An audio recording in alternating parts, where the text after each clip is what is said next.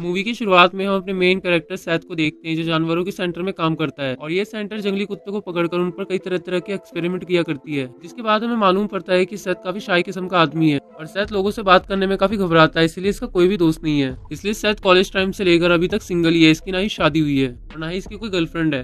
जिसके बाद हमें दिखाया जाता है कि एक दिन जब सैथ काम से घर लौट रहा था तो बस में वो अपनी क्लासमेट को देखता है जिसका नाम हॉली है और वो उसके साथ स्कूल में पढ़ा करती थी। और शायद हॉली को स्कूल टाइम से काफी पसंद करता है लेकिन आज तक उससे कभी कुछ बोल नहीं पाया और आज इस तरह से हॉली को बस में देखकर शायद काफी ज्यादा नर्वस हो जाता है। लेकिन वो हिम्मत जुटा के हॉली के पास जाकर उससे बात करने की कोशिश करता है और हॉली उसके ड्रेसिंग सेंस को देखकर उससे ज्यादा बात नहीं करती और उसे इग्नोर कर देती है। इसके बाद शायद जल्दी से घर पहुंचता है और वो हॉली के बारे में इंटरनेट पर सर्च करने लगता है और इंटरनेट के द्वारा वो हॉली के बारे में सब कुछ जान लेता है, उसकी पसंद नापसंद के बारे में। जिसके बाद अगले दिन सैथ काम पर जाता है और अपने फ्रेंड निक से हॉली के बारे में बात करने लगता है, जिस पर निक सैथ को एडवाइस देते हुए उसे बोलता है कि तुम्हें जल्दी हॉली से बात करनी चाहिए इससे पहले कि कोई और उसे ले जाए। और अब घर आने के बाद सैथ फैसला करता है कि अब वो उस रेस्टोरेंट में जाएगा जहाँ पर हॉली वेट्रेस का काम करती है, क्योंकि अब सैथ को पता था कि हॉली को कॉन्सर्ट देखना काफी अच्छा लगता है। जिसके बाद सैथ रेस्टोरेंट में जाता है और हॉली को एक कॉन्सर्ट टिकट देकर अपने साथ चलने के लिए बोलता है। वो हॉली से कहता है कि आज रात को तुम मेरे साथ कॉन्सर्ट देखने के लिए चलोगी, जिस पर हॉली सैथ को साफ साफ मना कर देती है। इसके बाद हम उसी रात को देखते हैं जब हॉली काम पर से घर आती है और वो अपने घर में अपनी फ्रेंड क्लेयर को सैथ के बारे में सब कुछ बताती है कि किस तरह से सैथ हॉली के पीछे पड़ा हुआ है। और ये दोनों बातें कर ही रहे थे तभी हॉली के पास उसका एक्स बॉयफ्रेंड एरिक का कॉल आता है, लेकिन हॉली फोन रिसीव करके उसे अपने से दूर रहने के लिए बोलती है और फोन काट देती है। इसके बाद जब हॉली अगले दिन अपने काम पर वापस जाती है तब उसे वहाँ पर एक बड़ा सा फूलों का गुलदस्ता रिसीव होता है और इस गुलदस्ते को देखकर हॉली को लगता है कि ये उसके बॉयफ्रेंड एरिक ने भेजा होगा। इसलिए हॉली जल्दी से काम खत्म करने के बाद एक बार में चली आती है जहाँ पर उसका एक्स बॉयफ्रेंड एरिक बैठा हुआ था और हॉली उसके पास जाकर उससे बोलती है कि तुम्हें ये सब करने की कोई जरूरत नहीं है, क्योंकि तुम जितनी भी कोशिश कर लो अब मैं तुम्हारे साथ नहीं रहना चाहती। लेकिन यहाँ पर एरिक हॉली से एक मौका मांगता है ताकि वो अपने रिश्ते को सुधार सके। और दूसरी ओर हम सैथ को देखते हैं जो हॉली का पीछा करते हुए इस बार में आ गया था और जब हॉली बाहर से निकलने के बाद स्मोक करने लगती है तभी वहाँ पर सैथ आ जाता है और हॉली के पास आकर वो हॉली को अपने साथ डेट पर चलने के लिए बोलता है। और हॉली का मूड तो पहले से खराब था, इसीलिए वो सैथ को एक जोरदार चाटा लगा देती है। लेकिन तभी एरिक भी वहाँ पर आ जाता है, वो सैथ को देखकर उसे काफी पीटने लगता है। जिसके कुछ देर बाद हॉली और एरिक वहाँ से चले आते हैं, लेकिन हाथापाई में हॉली का डायरी वहीं पर ही गिर जाता है जो कि सैथ को मिल जाता है और सैथ जल्दी से उस डायरी को उठाकर अपने घर ले आता है और इस डायरी को खोलकर पढ़ने लगता है जिसमें हॉली ने अपनी रेगुलर रूटीन की हर चीजें लिख रखी थी। और अब सैथ इस डायरी को पढ़कर वो चीजें भी जान लेता है जो हॉली के बारे में किसी को नहीं पता थी। इसके बाद हमें नेक्स्ट मॉर्निंग का सीन दिखाया जाता है जहाँ पर हम सैथ को उसके जॉब पर देखते हैं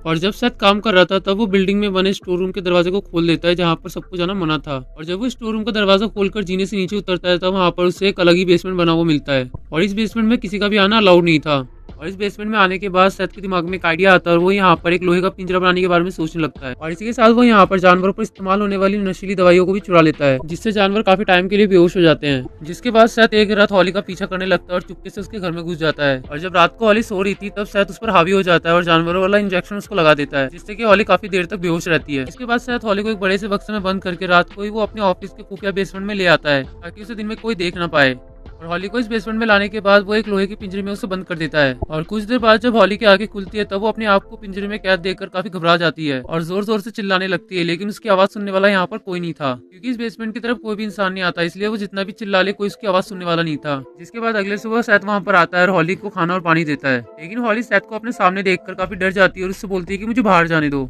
लेकिन यहाँ पर सैथ हॉली से बोलता है कि मैं तुम्हें यहाँ पर बचाने के लिए लाया हूँ, ना कि तुम्हें यहाँ पर कैद करने के लिए रखना चाहता हूँ। जिसके बाद सैथ वहाँ से चला आता है और कई दिनों तक नहीं आता और जब वो कुछ दिनों के बाद वहाँ पर आता है तब देखता है कि हॉली काफी ज्यादा कमजोर हो चुकी है। इसके बाद शायद हॉली को खाने के लिए खाना और पीने के लिए पानी देकर वहाँ से वापस निकल आता है। लेकिन जब वो बेसमेंट से बाहर आ रहा था तभी उसका फ्रेंड निक उसे बाहर आते हुए देख लेता है और वो निक से बोलता है कि यहाँ पर सबका जाना मना है, लेकिन शायद उसे बहाना मारते हुए बात को टाल देता है कि मैं तो यूं ही घूमते हुए यहाँ पर आ गया था। इसके बाद वो वहाँ से घर चला आता है और दूसरी ओर हम हॉली को देखते हैं जिसकी धीरे धीरे अब हालत खराब होती जा रही थी और वो उस अंधेरे कमरे में अपनी फ्रेंड से कई घंटों तक बातें करने लगी थी। जिसके अगले दिन जब शायद वापस से हॉली के पास जाता है तो इस बार हॉली उससे पूछ ही लेती है कि आखिर तुम चाहते क्या और मुझे यहाँ पर बंद किस लिए कर रखा है। जिस पर शायद हॉली को बताता है कि किस तरह से वो स्कूल टाइम से उसको काफी पसंद करता था और इसी के साथ वो हॉली से क्लियर के बारे में भी पूछ लेता है कि तुम अकेले में घर में किससे बातें करती रहती हो, क्योंकि मैंने कई दफा तुम्हें अकेले में बात करते हुए देखा है। इसके बाद शायद हॉली से पूछने लगता है कि तुम्हें अब भी क्लियर दिखाई देती है, लेकिन यहाँ पर हॉली से साफ साफ मना कर देती है कि नहीं, मुझे क्लियर अब नहीं दिखाई देती। लेकिन इस बार भी हॉली उससे झूठ बोल रही थी क्योंकि सैथ के पीछे क्लियर बैठी हुई थी और हॉली लगातार क्लियर को ही देखे जा रही थी।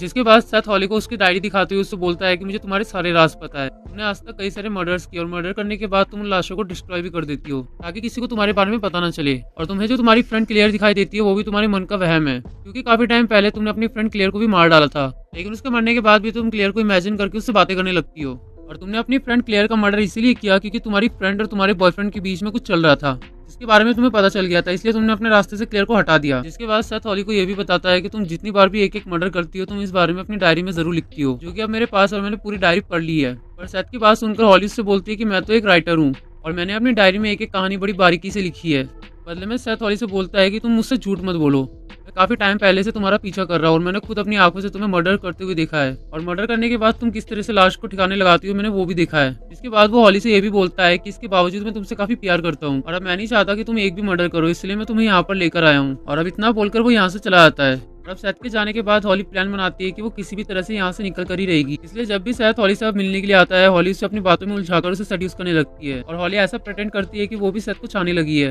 और अब वो सेथ के दिमाग पर काबू पाना चाहती है, इसीलिए वो उसे मर्डर करने के लिए फोर्स करती है। वो सेथ को बताती है कि तुम्हें जब भी किसी पर गुस्सा आए तो तुम किसी भी इंसान को पकड़ के उसका मर्डर कर दो, जिससे तुम्हारे दिमाग को काफी शांति मिलेगी। और जब भी मुझे भी गुस्सा आता है तब मैं किसी न किसी को मार देती हूँ। लेकिन सेथ हॉली की बातें सुनकर समझ जाता है कि ये भी उसे अपनी तरह बनाना चाहती है, इसलिए सेथ उसे इग्नोर करके वहां से चला जाता है। लेकिन इस बार भी जब वो बेसमेंट से बाहर निकल रहा था, फिर से एक बार निक उसे बाहर निकलते हुए देख लेता है और अब भी सेथ उसे बहाना मारकर वहां से चला आता है। लेकिन इस बार निक को उस पर शक हो जाता है, इसलिए वो चेक करने के लिए खुद बेसमेंट में जाकर देखता है, जहाँ पर जाके चेक करने पर उसे वहाँ पर हॉली एक पिंजरे में बंद हुई दिखाई देती है। और अब हॉली को ऐसी हालत में देखकर निक के तो होश ही उड़ जाते हैं, इसीलिए निक जल्दी से हॉली को वहां से निकालने लगता है, लेकिन तभी पीछे से सेथ आ जाता है और हॉली सेथ को इशारों इशारों में निक को मारने के लिए बोलती है। और अब उसकी बातों में आकर सेथ भी बिल्कुल ऐसा ही करता है, वो निक के ऊपर अटैक कर देता है। और अब निक को घायल अवस्था में देखकर हॉली सेथ को समझाने लगती है कि तुम्हें जल्दी से इसके बॉडी को ठिकाने लगाना होगा, वरना तुम फंस जाओगे। और जैसे जैसे हॉली बोलती गई, सेथ बिल्कुल वैसे ही करता गया, क्योंकि हॉली ने अपनी बातों से सेथ के दिमाग को कंट्रोल कर लिया था, इसलिए वो भी हॉली की बातों में आकर निक की बॉडी को डिस्ट्रॉय करने लगता है। और अब सेथ भी अपने फ्रेंड निक का मर्डर करने के बाद काफी रोने लगता है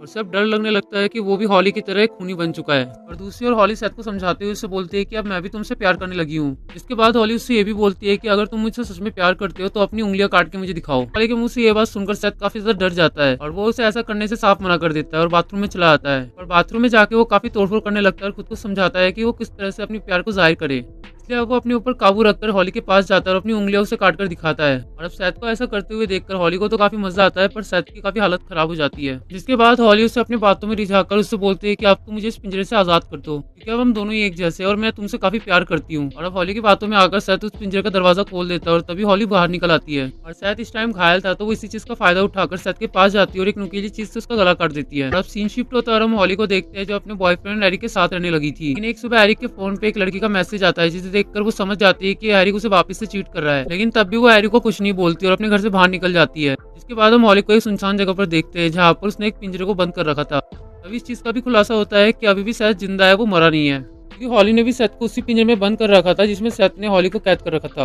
और अब हॉली उससे बोलती है कि मैं मर्डर तो नहीं करूंगी, लेकिन जब भी मेरा मूड खराब होगा और मुझे गुस्सा आएगा तब मैं यहाँ पर आके तुम्हें टॉर्चर किया करूंगी। और अब हॉली की ऐसी बातें सुनकर सेथ काफी ज्यादा डर जाता है और वो रोने लगता है। और वो हॉली से कहता है कि प्लीज तुम मुझे यहाँ से आजाद कर दो, मैं इस बारे में किसी से नहीं कहूंगा। लेकिन हॉली उसकी बातों को इग्नोर कर देती है और वहां से वापस से चली आती है और ये मूवी यहीं पर ही खत्म हो जाती है। तो दोस्तों, अगर आपको ये वीडियो पसंद आई हो तो वीडियो को लाइक कीजिए, अपने दोस्तों के साथ शेयर कीजिए। अगर आप हमारे चैनल पर नए हो तो चैनल को सब्सक्राइब करना ना भूलें। धन्यवाद।